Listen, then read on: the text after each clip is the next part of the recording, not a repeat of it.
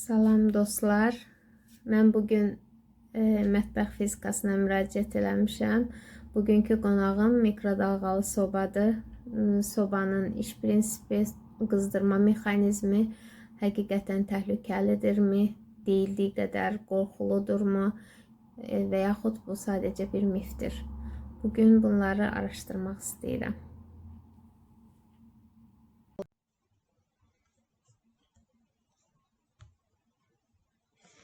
Mikrodalğalı soba təhlükəlidirmi?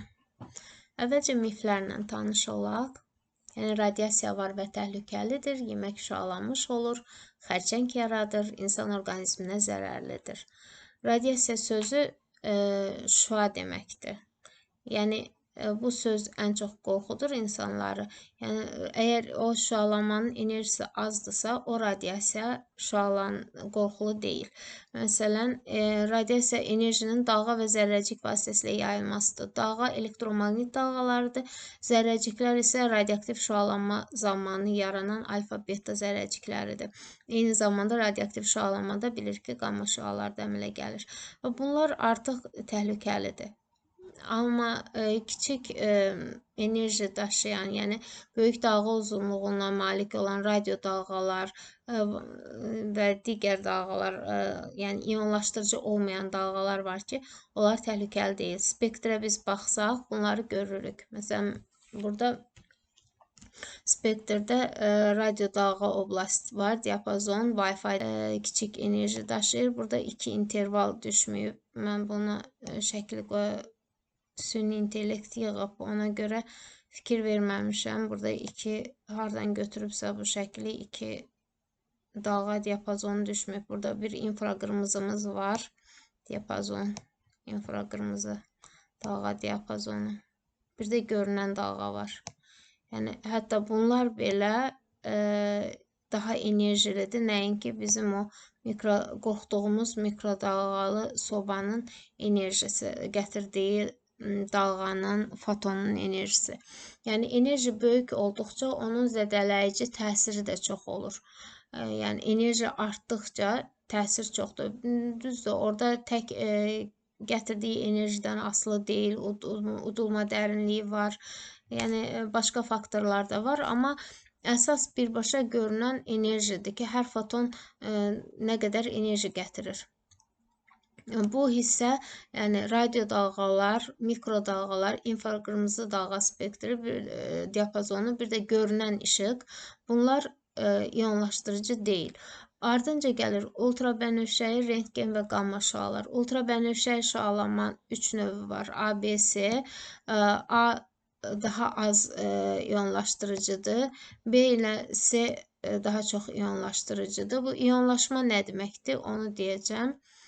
Yəni, ionlaşanda nə olur? Yəni, bunların heç biri radioaktiv şüalanma deyil.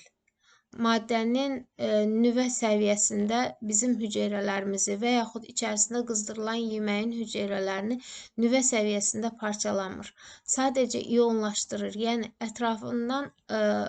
yəni nüvənin ətrafındakı elektronları qopardacaq qədər, elektronla nüvə arasındakı rabitə enerjisini qıracaq qədər enerjiyə malik olurlar onlar. Yəni, azdır enerjisi. Kimyəvi rabitəni qıra bilərlər, ion rabitəsini qıra bilərlər. Və bunu da orqanizmin özünü bərpa mexanizmi var. Orqanizm onu kiçik miqdardadsa bərpa edir. Böyük miqdardadsa bərpa edə bilmir. Yəni, böyük miqdar şüalanma almış orqanizmdə çoxlu qırılmalar varsa, yəni onu orqanizm bərpa edə bilmir və mutasiya yaranır. O DNT koduna, DNT zəncirinin 2 qat zəncirdə, onun bir zəncir qıranda daha rahat bərpa olunur. 2 qat qırıldıqda daha çətindir və bu yenidən bərpa olunma zamanı əgər yanlışlıq olarsa mutasiya əmələ gəlir.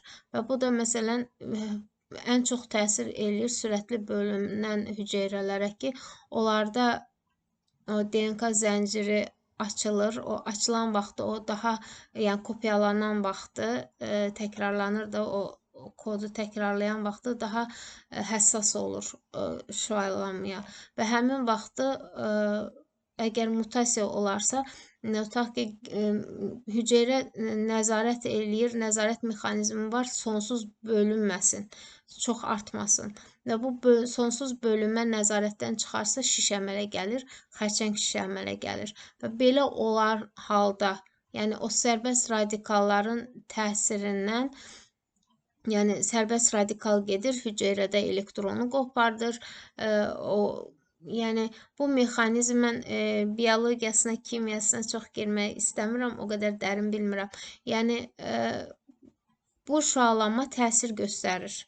Amma iyonlaşdırıcı olmayan şüalanma, hansı ki bu mikrodalğalı sobada, mikrovolnovka dediyimiz bu mikrodalğalı sobada bu dalğalar heç bir təsir göstərmir. Ya o sadəcə mexaniki isidə biləcək qədər enerji verir, dipolun dönməsinə səbəb olur. İndi bu dipol nədir? Demək bu burada ancaq isinmə əsasən su molekullarının hesabına baş verir.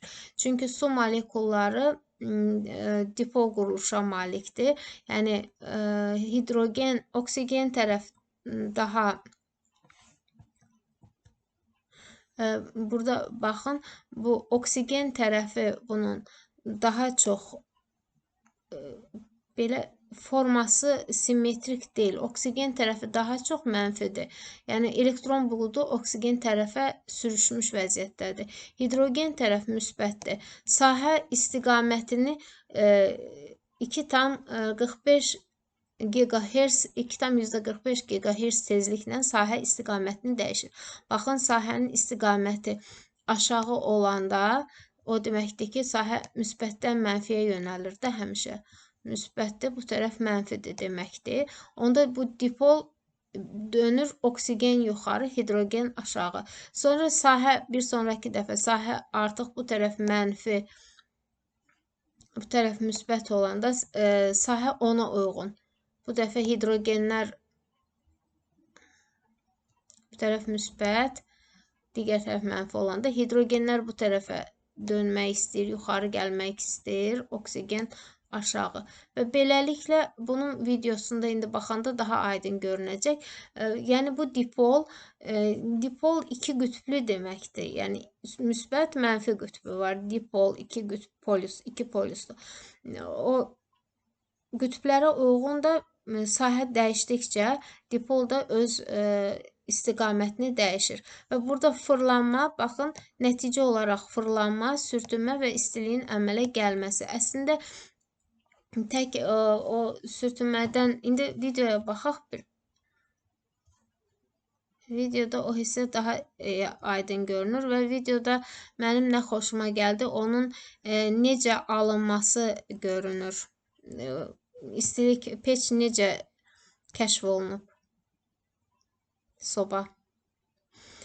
Biz bunu gələndə elektrik sahəsi artdıqca dönür. Sonra sahə istiqamətini dəyişəcək. Azaldı, istiqamətini dəyişdi. Molekul fırlanır. Burada o hərəkətə səbəb olur. Hərəkətin istiliyi və eyni zamanda molekulların bir-birinə sürtünməsi o istiliyi yaradır. Bu da maqnitronun yaratdığı dalğadır. Dalğanın qarşısına bir dənə ekran qoyurlar ki, onu əks elətdirsin ki, daxildə toplansın. Və bu da ekranlar arasındakı məsafəni də dalğa uzunluğunun yarısının tam misillərinə bərabər götürürlər ki, durğun dalğa yaransın. Durğun dalğa bu dalğaların interferensiyası nəticəsində yaranır. Onun intensivliyi dalğaların öz intensivliyindən böyükdür. Və eyni bir yerdə maksimumlar və minimumlar əmələ gəlir. Nəticədə baxın, enerji hamısı daxildə toplanır və maksimumlarda daha çox qızma, isti nöqtələr, minimumlarda isə soyuq nöqtələr yaranır. O fırlanan boşqab ondan ötürüdür ki, bütün interferensiya zolaqlarından qida keçə bilsin ki, bərabər isinsin. Yəni bunun boşqabın da rolu odur.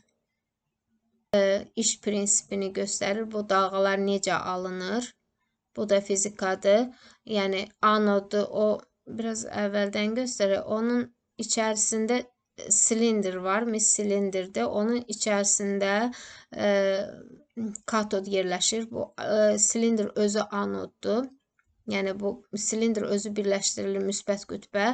İçərisindəki bu sarğı birləşdirilir mənfi qütbə. Və bu 9-cu sinif fizika kitabından termoelektron emissiya hadisəsini şagirdlər bilirlər. Yəni 9-cu sinif səviyyəsində məlumatdır bu. Bunun müqaviməti çox kiçik olan bir sarğıdır ki, orada balaca batareyanla da böyük cəryan alınır və qızma, böyük qızmadır, şüalanır. Buradan elektronlar qopur səthdən. Termoelektron emissiya hadisəsidir. Əgər anod mənfiyə birləşdirilərsə, anoda mənfi gərginlik verilərsə, onda elektronlar elə o sarğının ətrafına yığılır, qalır, hərəkət eləmir. Ancaq düzgün qoşularsa, yəni anoda müsbət gərginlik verilərsə, elektronlar təbii ki, mənfi yüklü olduğuna görə müsbət tərəf hərəkət eləyəcək və belə bir hərəkət əmələ gəlir. Sadəcə bu elektronların təcilli hərəkət etməsi lazımdır ki, yəni bunun əsas quruluşu dioddur. Vakum diodudur. Başqa heç bir şey deyil. Yəni qorxulu bir şey, radioaktiv maddə onun içərisində yoxdur. Dalğalar elektronun tormozlanmasından, yəni təcilli hərəkətindən alınır bu dalğalar. Böyük dalğa uzunluqlu, çox da böyük tezliyi olmayan, yəni kiçik tezlikli dalğalardır. Alınır elektronların təcilli hərəkətindən. Təcilli hərəkət almaq üçün də maqnit sahəsindən, sabit maqnit sahəsindən istifadə olunur. Baxın, bu qaralar sabit maqnitdir. Lorentz qüvvəsi fırlanma hərəkəti yaradır. Yəni düz getməli idi əslində, amma maqnit sahəsi olduğuna görə onlar fırlanırlar və bu təcilli hərəkət nəticəsində müəyyən tezlikdə şüalanırlar. O şüalanmanın tezliyi də 2,45 GHz seçilib. Yəni mikrodalğa 2 ilə 20 GHz intervalındadır. Onun da 2-yə yaxın hissəsi, yəni ən minimumu götürülüb. Tezliyi çox kiçikdir, enerjisi çox az olan dalğadır, qorxusuz dalğadır. Heç bir təhlükə yaratmayan bir dalğadır.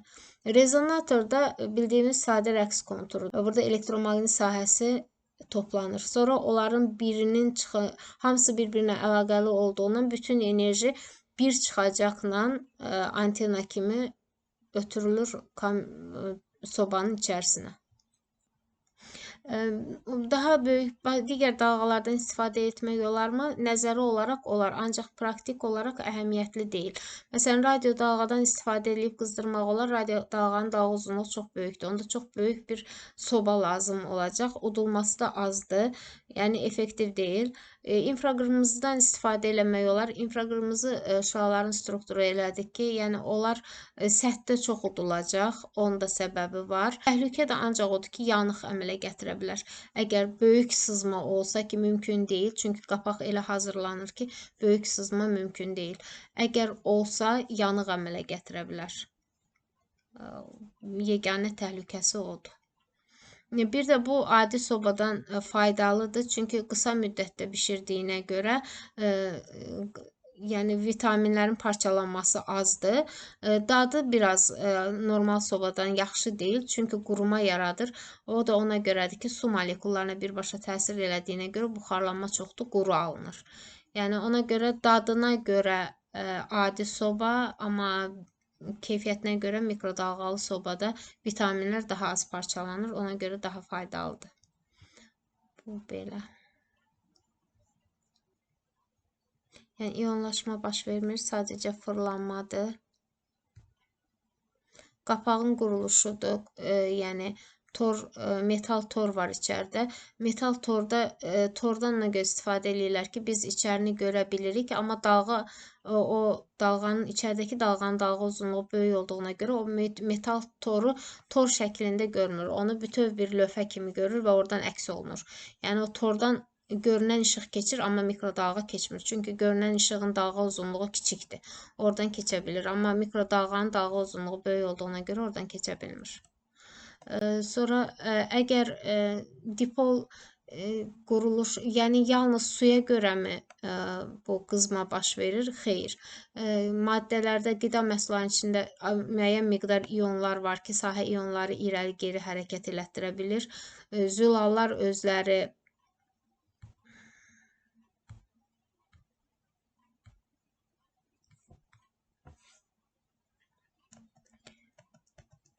Yəni zülallar özləri müəyyən qədər polyardır, zülallar da dönür sahədə.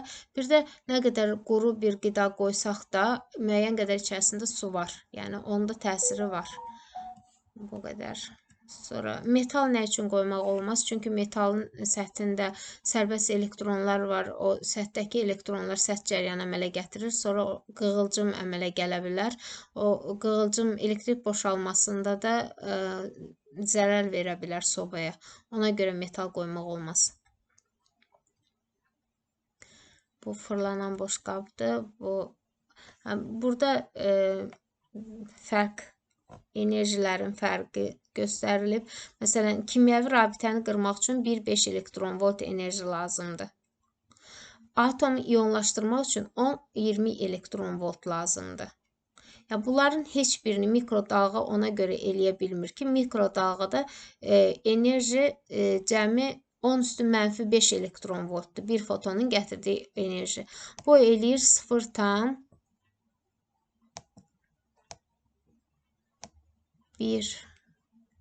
2 3 4 0 və 1 elektron volt. Bu çox kiçik bir rəqəmdir. 20 ilə 10 ilə müqayisədə iyonlaşdırmaq üçün 100.000 dəfə kiçikdir. Ona görə mikrodalğa onu heç bir halda iyonlaşdırır. Yeməyi nə qidanı iyonlaşdıra bilmir, nə insanın üzərinə düşərsə insanın hüceyrələrinə təsir göstərə bilmir. Sadəcə dipolu fırladaraq o suyun molekullarını qızdıra bilir. Qida daxilində olan suyun. Başqa heç bir şey eləyəmir. Heç görünən işıqda da o qədər enerji yoxdur. 1,6, 3,1 elektron voltda görünən işıqda var. Ancaq ardınca getdikcə artır. Bəli, mega elektron volta qədər var və bunlar təhlükəlidir.